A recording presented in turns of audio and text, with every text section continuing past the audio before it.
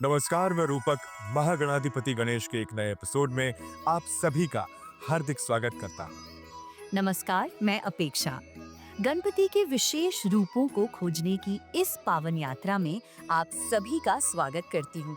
और आज के इस विशेष एपिसोड में हम आपको लेकर चलेंगे देवभूमि उत्तराखंड के उन दो पवित्र स्थानों पर जहाँ गणेश जी की उपस्थिति इतिहास और आध्यात्म दोनों में विधिवत अंकित है।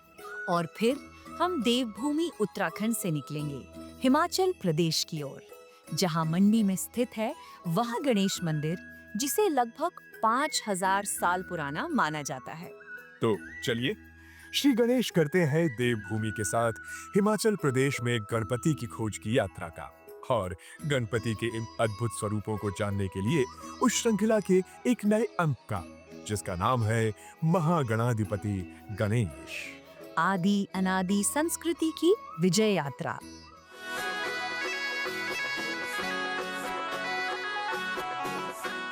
आज सबसे पहले हम पहुंचेंगे माणा गांव की उस प्राचीन गणेश गुफा में, जहां जनश्रुति कहती है कि भगवान गणेश ने महर्षि वेदव्यास की वाणी को महाभारत के रूप में लिखा।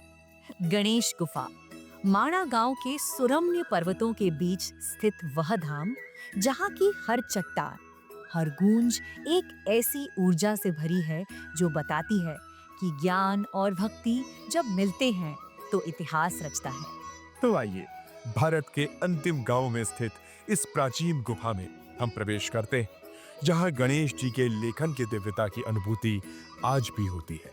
उत्तराखंड में बद्रीनाथ धाम से लगभग 4 किलोमीटर दूर चमोली जिले के माणा गांव में अलकनंदा और सरस्वती नदी के पवित्र संगम तट पर स्थित एक गणेश गुफा अंधेरी और रहस्यमयी प्राकृतिक रूप से निर्मित गुफा है। ये रहस्यमयी गुफा माणा गांव के एक अन्य लोकप्रिय आकर्षण व्यास गुफा के पास स्थित है। माणा गांव, जिसे भारत का अंतिम गांव कहा जाता है, उसी के मध्य स्थित है यह तपोभूमि। चारों ओर ऊंचे पर्वत, शीतल वायु, देवदार की सुगंध और अलकनंदा की अनवरत धारा, इन सब के बीच ये गुफा युगों पुरानी स्मृतियों की संरक्षिका बनी खड़ी है।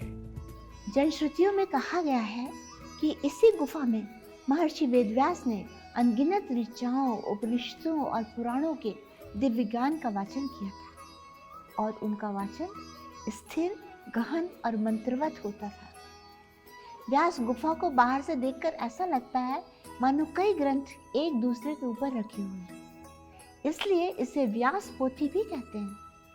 और ठीक इसी गुफा के समीप गणेश गुफा में भगवान गणेश बैठकर उनकी वाणी को लिखित रूप देते थे।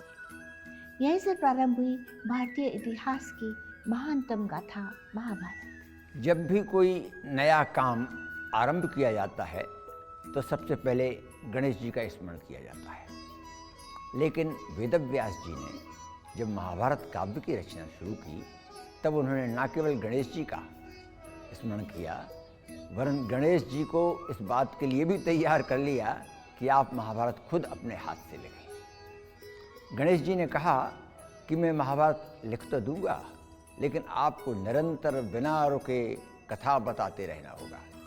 यदि मेरी लेखनी रुक गई तो मैं लेखन का कार्य छोड़ दूंगा। वेदव्यास जी ने कहा ठीक है, लेकिन आप बिना सोचे समझे और बिना मुझसे परामर्श किए कुछ भी नहीं लिखेंगे। इस तरह व्यास जी ने गणेश जी को अपनी बातों में उलझा दिया और गणेश जी को पूरी महाभारत कथा एक छोटी सी गुफा में बैठकर लिखना पड़ी। इस प्रकार दोनों के बीच महाभारत लेखन प्रारंभ हुआ। कई दिन और रात ये कार्य चलता रहा। जब लेखन अत्यंत तीव्र गति से हो रहा था तो गणेश जी की लेखनी यानी पंख टूट गया।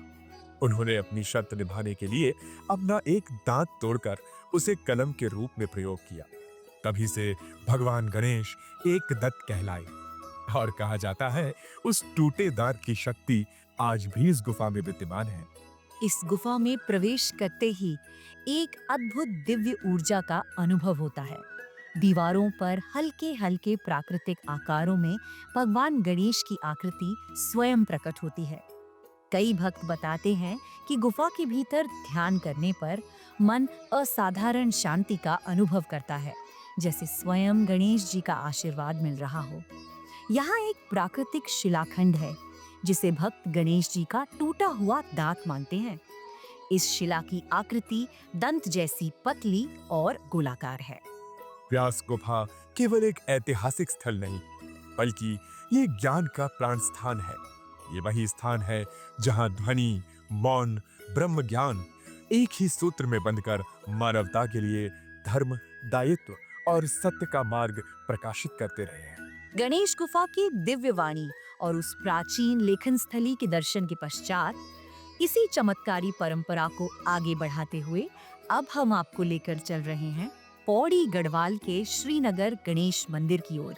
एक ऐसा धाम जिसने बाढ़, विनाश और पुनर्जन्म तीनों कालखंडों को देखा है और फिर भी आज उसी श्रद्धा, उसी दिव्यता के साथ खड़ा है। ये वही मंदिर है जो न केवल श्रीनगर का एकमात्र गणेश धाम है, बल्कि जिसकी आस्था इतनी गहरी है कि पूरे नगर का मुख्य बाजार भी गणेश बाजार के नाम से जाना जाता है। देवभूमि उत्तराखंड, जहां बसता है गढ़वाल का एक प्राचीन नगर श्रीनगर, और इसी नगर में स्थित है एक ऐसा मंदिर जिसकी आस्था सदियों से अटूट है। ये वही मूर्ति है जो पुराने श्रीनगर की बाढ़ में मंदिर के बह जाने पर भी अक्षुण्ण बची रही और फिर नए श्रीनगर में उसी दिव्य रूप में पुनः प्रतिष्ठित हुई। ये केवल एक मूर्ति नहीं, बल्कि आस्था, संरक्षण और चमत्कार तीनों का जीवित स्वरूप है। इस मंदिर की स्थापना सन 1896 में हुई थी, लेकिन इससे पहले यह मंदिर पुराने श्रीनगर में स्थित था, वही जहां विरही ताल का प्रकोप नगर पर भारी पड़ा था। स्थानीय इतिहास बताता है कि भीषण बाढ़ में पूरा पुराना मंदिर बह गया था, लेकिन आश्चर्य की बात यह कि गणेश जी की मूर्ति सुरक्षित रह गई, जैसे किसी अदृश्य शक्ति ने उसे संरक्षित कर रखा हो। बताया जाता है कि जब विरही ताल टूटा तो घरों के साथ कई मंदिर भी बह गए, लेकिन गणेश जी की मूर्ति अलकनंदा की धारा में बहती हुई भी अक्षुण्ण रही। मूर्ति का मिलना भक्तों के लिए किसी चमत्कार से कम नहीं। बाद में नए श्रीनगर के निर्माण के साथ इस पवित्र मूर्ति को वर्तमान स्थल पर पुनः स्थापित किया गया। पौराणिक मान्यता है कि जब भगवान शिव ने गणेश को अपने गणों का गणाध्यक्ष बनाया, तभी से यह स्थान गणेश उपासना का पवित्र स्थल माना जाता है। यह परंपरा बाढ़ से पहले भी थी और बाढ़ के बाद भी यह पूजा पुनः उसी श्रद्धा से आरंभ हुई। मंदिर पहाड़ी वास्तुकला का सुंदर उदाहरण है, जिसकी पत्थर की दीवारें, ढलुआ छत और गर्भगृह की सरल परंतु अत्यंत दिव्य बनावट पहाड़ी संस्कृति की सादगी को दर्शाती है। गणपति की यह मूर्ति सिंदूरी रंग से अलंकृत है। सूंड बाईं ओर, नेत्र शांत और सौम्य, मानो भक्त को आश्वस्त करते हो कि विघ्न कभी स्थायी नहीं होता। इस मंदिर का प्रभाव इतना व्यापक है कि इसके आसपास की पूरी बाजार श्रृंखला का नाम गणेश बाजार रखा गया। ये दर्शाता है कि गणपति केवल आध्यात्मिक संरक्षक ही नहीं, बल्कि नगर की सामाजिक और व्यापारिक धुरी भी है। गणेश बाजार में आज भी कई व्यापारी दिन की शुरुआत गणेश जी के प्रसाद से करते हैं। ये माना जाता है कि प्रसाद ग्रहण करने से दिन शुभ और लाभदायक होता है। गणेश मंदिर की ख्याति बढ़ने के साथ यह बाजार धीरे धीरे श्रीनगर का मुख्य व्यावसायिक केंद्र बन गया। यह गढ़वाल का एकमात्र ऐसा बाजार है जिसका नाम किसी गणेश मंदिर पर आधारित है। त्योहारों के अवसर पर गणेश बाजार और मंदिर परिसर में अद्भुत उत्साह दिखाई देता है, मानो पूरा शहर गणपति की ऊर्जा से आलोकित हो उठा हो। उत्तराखंड के गणेश जी के इस दिव्य रूप के दर्शन के बाद श्रृंखला को आगे बढ़ाते हुए हम बढ़ेंगे हिमाचल प्रदेश के मंडी जिले में और जानेंगे गणपति के उस अद्भुत स्वरूप को जिसे संसार में सिद्धि विनायक नाम से पूजा जाता है। यह रूप अपने आप में इतना विलक्षण है कि केवल दर्शन से ही भक्ति का एक नया आयाम खुल जाता है। हिमाचल प्रदेश का मंडी जिला, जिसे लोग श्रद्धा से छोटी काशी भी कहते हैं, आज भी 100 से अधिक प्राचीन मंदिरों का धनी है। और इसी पावन धरा में पवित्र व्यास नदी के शांत तट पर स्थित है गणपति जी का वह प्राचीन मंदिर जिसकी उपासना का इतिहास हजारों वर्षों से इस नगर की आत्मा में रचा बसा है। और इसी पवित्रता के मध्य विराजते हैं सिद्धि विनायक गणपति, जो मंडी के रक्षक, मार्गदर्शक और आस्था के आधार माने जाते हैं। यहाँ की सबसे बड़ी विशेषता ये है कि गणपति के कंठ पर सर्प अलंकृत है, जो उनके शिव पुत्र होने की दिव्य पहचान का संकेत है। एक विशेष बात जो ध्यान देने योग्य है कि अभी तक हमने सर्प आभूषण का स्वरूप केवल भगवान महादेव के गले में ही देखा था, जहाँ नाग अपने आप में संरक्षण, शक्ति और निर्विकार भाव का प्रतीक माना जाता है। परंतु सिद्ध विनायक का यह रूप दर्शाता है कि गणपति केवल विघ्नहर्ता ही नहीं, बल्कि पिता शिव के समान ही असीम शक्ति, अभय और आध्यात्मिक बल का भी रूप धारण करते हैं। मानो शिव पुत्र होने का यह दिव्य संकेत अपने समस्त तेज, वैभव और रहस्य के साथ प्रत्यक्ष रूप में प्रकट होता हो।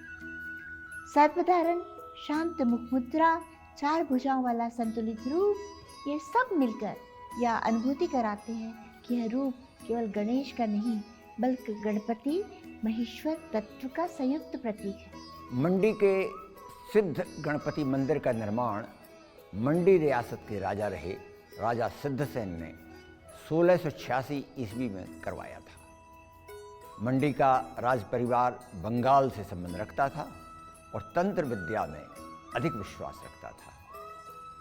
और राजा सिद्धसेन, जो अपने समय में उच्च तांत्रिक सिद्धियों, कठोर साधना तथा विशाल आध्यात्मिक बल के लिए प्रसिद्ध थे, उन्होंने भी अपने आराध्य गणपति को भी उसी उच्च पद तथा उसी तांत्रिक मर्यादा के अनुरूप प्रतिष्ठित किया।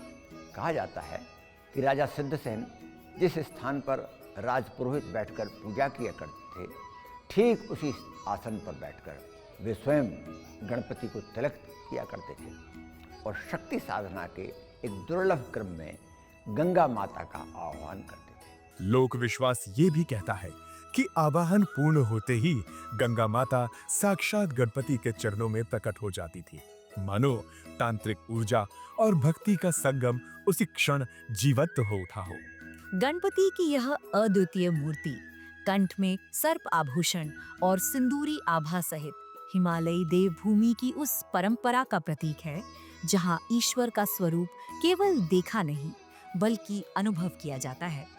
और सच कहूं मैं पेट्रा, तो इस मंदिर परिसर में खड़े होकर ऐसा लगता है मानो राजा सिद्धसेन की साधना, व्यास नदी का निनाद और गणपति का आशीर्वाद आज भी हवा में स्पंदित होता हो। राजा सिद्धसेन की तांत्रिक उपासना, गंगा आह्वान की अद्भुत परंपरा और सर्पाभूषणधारी इस सिद्धि विनायक की मूर्ति, ये सब मिलकर इस स्थल को एक अनूठे सिद्धपीठ का स्वरूप प्रदान करते हैं।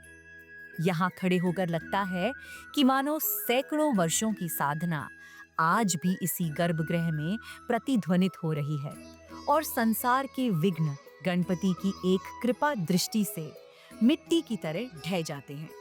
मंडी की इस छोटी काशी ने हमें ये भी दिखाया कि जहाँ श्रद्धा अडिग हो, वहाँ समय, परिस्थितियाँ और बाधाएं कुछ भी नहीं बिगाड़ पाती।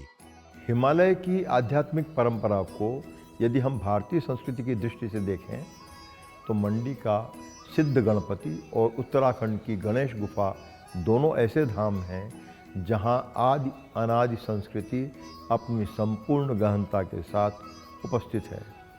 माणा की गणेश गुफा, जिसे भारतीय वाङ्मय का आदि स्थान माना जाता है, वह स्थान है जहां महर्षि वेदव्यास की दिव्य वाणी भगवान गणेश के लेखन द्वारा महाभारत के रूप में रूपायित हुई।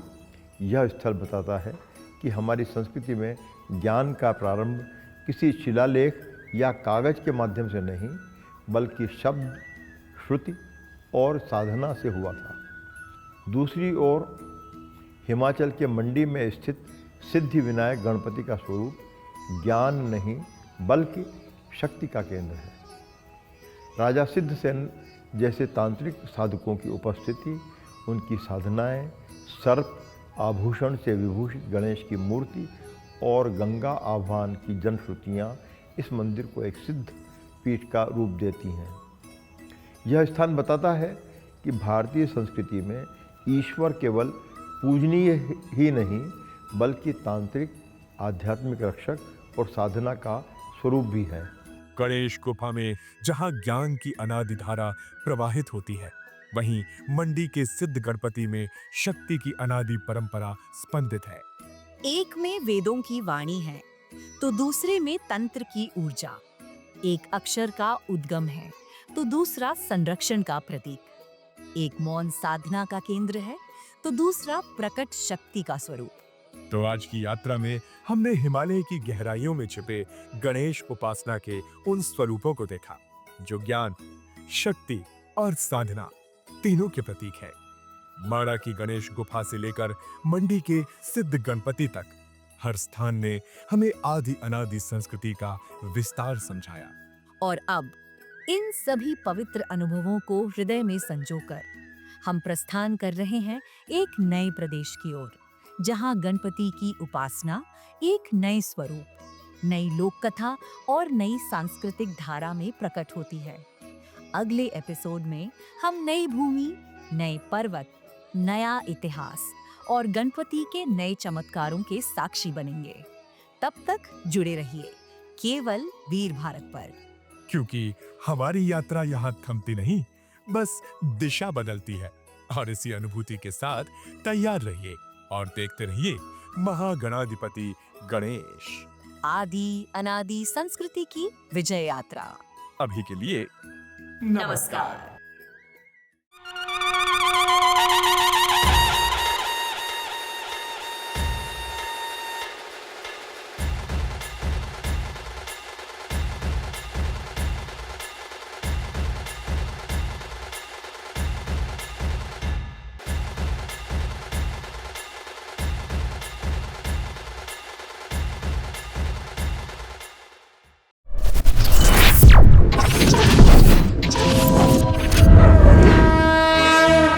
वयं राष्ट्रे जागृयाम पुरोहितः। हम राष्ट्र आराधक भारतवर्ष को जागृत और जीवंत बनाएं। युग युगीन भारत के कालजयी महानायकों की तेजस्विता की गौरव गाथा